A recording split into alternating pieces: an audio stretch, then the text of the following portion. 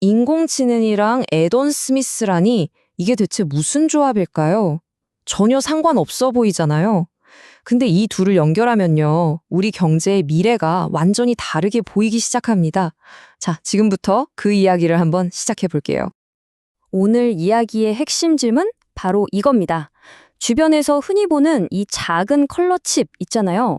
이게 대체 인공지능의 미래랑 무슨 상관이냐고요?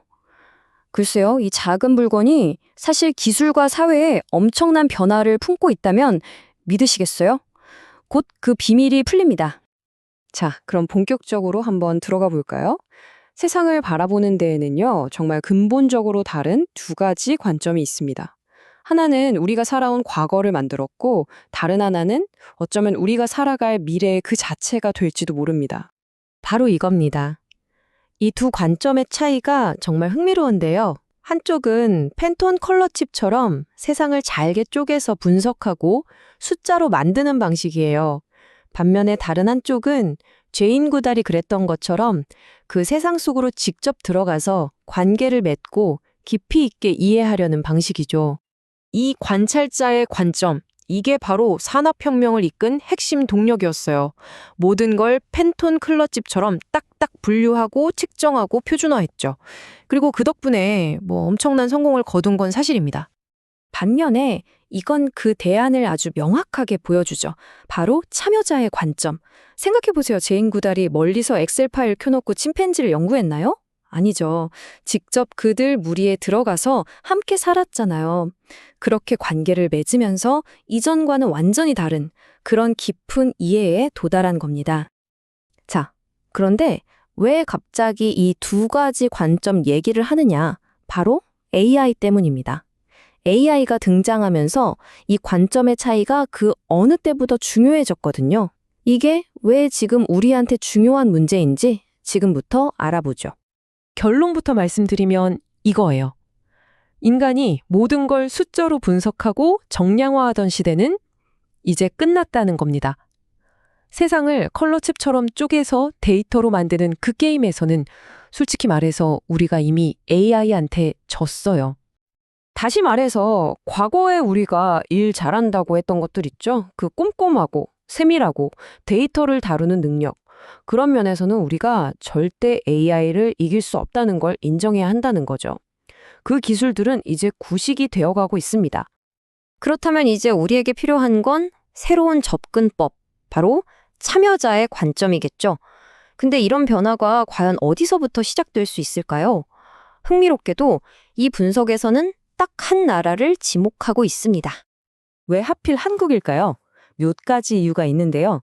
첫째, 엄청나게 빠른 적응 속도, 이 빨리빨리 문화가 있죠.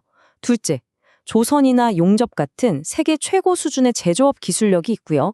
셋째, AI 센터에 어마어마한 전력을 공급할 에너지 인프라를 건설할 능력이 있다는 겁니다.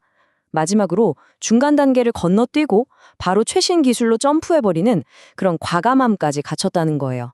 이 모든 게 합쳐져서 한국이 AI 시대를 위한 거대한 실험실이 될 수 있다는 겁니다. 자, 여기서 정말 중요한 질문이 나옵니다. 만약에 한 나라의 모든 인프라와 데이터가 AI를 돌리는 데 쓰인다고 생각해 보세요. 거기서 나오는 어마어마한 이익은 대체 누가 가져가야 하는 걸까요? 이 질문에 답하려면 우리는 지난 100년 넘게 계속 쌓아온 자본주의에 대한 두 가지 다른 생각을 정면으로 들여다봐야 합니다. 한쪽은 산업 자본주의예요. 가치는 물건을 만들고 노동하는 사람들에게서 나온다는 생각이죠. 기업은 곧 노동자와 회사 그 자체인 거예요. 반면 다른 한쪽은 금융자본주의입니다. 가치는 오로지 자본, 즉 주식을 가진 주주들로부터 나온다는 생각이죠. 기업의 주인은 주주라는 겁니다. 그리고 이 생각이 극단으로 치달으면서 우리가 2008년 금융위기 같은 걸 겪게 된 거고요. 자, 여기서 핵심은 이거예요. AI라는 게 어느 날 갑자기 하늘에서 뚝 떨어진 게 아니잖아요. 우리 모두의 세금으로 만든 공공 인프라 위에서 우리 모두의 데이터를 먹고 자랐습니다. 말 그대로 공적인 창조물이죠. 그런데 여기서 나오는 모든 이익을 소수의 민간 주주들이 다 가져가는 게 과연 맞을까요? 이건 정말 근본적인 질문입니다. 이 엄청난 질문에 대한 답의 실마리를 찾기 위해 우리는 아주 의외의 인물을 소환해야 합니다. 바로 우리가 모두 안다고 생각하지만 사실은 완전히 잘못 알고 있었을지도 모르는 사람, 애덤 스미스입니다.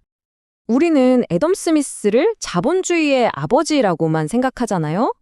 그런데 보세요. 그는 국부론을 쓰기 훨씬 전에 논리학 교수였고 도덕 철학 교수였습니다. 그의 시작은 돈이 아니라 무엇이 옳은가를 묻는 윤리학이었던 거예요. 그리고 그의 핵심 사상이 바로 여기에 담겨 있습니다.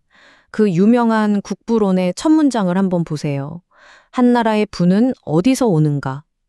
그 답은 금도 자본도 아니었습니다. 바로 노동이라고 책의 첫머리에서부터 모심받고 있죠. 자, 그렇다면 250년도 더 된 이 낡은 아이디어가 어떻게 인공지능 시대에 새로운 해법이 될 수 있을까요? 한번 그 청사진을 들여다보겠습니다. 그래서 나오는 제안이 바로 이겁니다. 애덤 스미스의 아이디어를 현대적으로 해석한 거죠. 첫째, 국가가 나서서 AI 인프라에 투자합니다.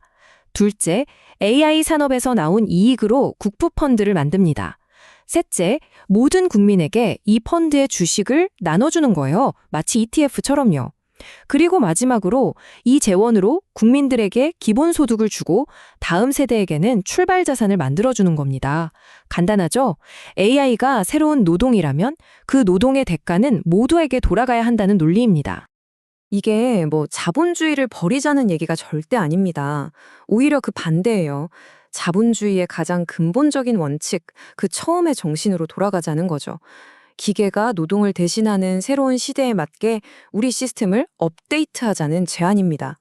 자, 그럼 마지막으로 이 질문을 여러분께 던지면서 마무리하겠습니다. 애덤 스미스의 말처럼 노동이 모든 부의 진정한 원천이라면 이제 기계가 그 모든 노동을 대신하게 될 때 과연 세상은 어떻게 될까요? 이 질문에 대한 우리의 답이 앞으로의 100년을 결정하게 될 겁니다.